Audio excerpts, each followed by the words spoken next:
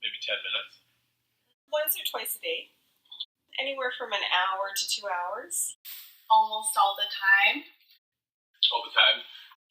We invest so much of our time on social media and never seem to stop and ask, is it ethical? Should we devote our energies towards social media?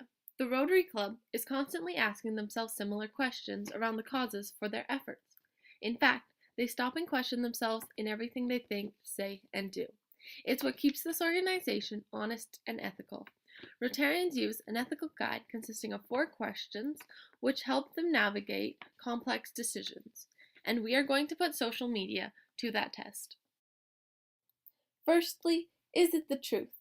Is the information shared on social media reliable?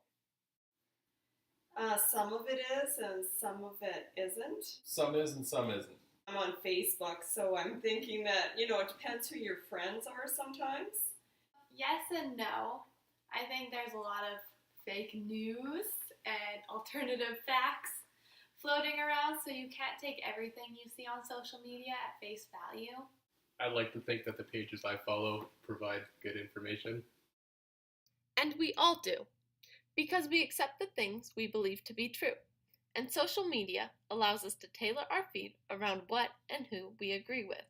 This is called voluntary balkanization, and it is dangerous because we know not everything we read is true, but it's much harder to identify biases when they are our own. Social media does not consistently portray the truth, and it is getting harder to tell when we are being deceived. Next, is it fair? Does everyone have an equal platform to express themselves?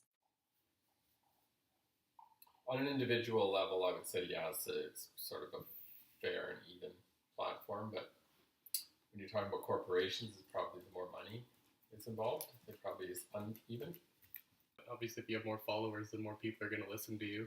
Yes, everyone who uses social media has an equal platform, although there are people around the world who don't have access to internet. A lot of the population, they cannot even feed themselves, let alone have internet usage. It is not fair because it is not accessible to everyone, but very few things are these days.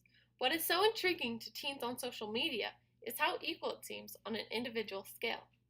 Everyone on social media has the same outlet to create and share. In a world outraged with inequality, a platform whereby everyone has the same template, restrictions, and audience, that being everyone, what might make social media so addicting is its application as an equal starting place.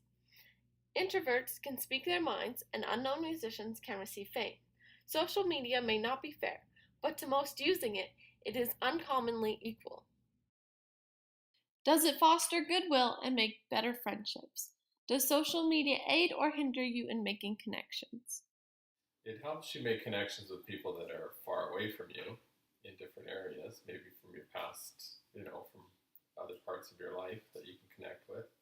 But it probably hurts you in the here and now with your personal relationships because you're not interacting with people directly anymore. Like at work, everybody tends on their breaks is on their phones and we're not engaging with each other, so I'm not making maybe as good of friendships as I would if I was talking with them more. It lets people connect to each other. It's ruining face-to-face interaction. Social media is allowing us to connect more than ever, but in the process has caused us to neglect the importance of tangible human connection.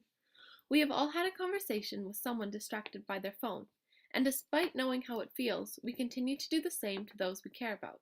Majority of us are still searching for the balance between being connected and being present. Until we find that balance, social media will continue to infringe upon our relationships. Lastly, is it beneficial to all concerned? It's a benefit when you can reach out, connect with people that are like-minded or that want to organize, community organization. It keeps you up to date on the latest things going on in the world and connects us to all kinds of stories and information at our fingertips. It stays there forever, and sometimes what you say in one moment can be totally thought differently of it in another moment.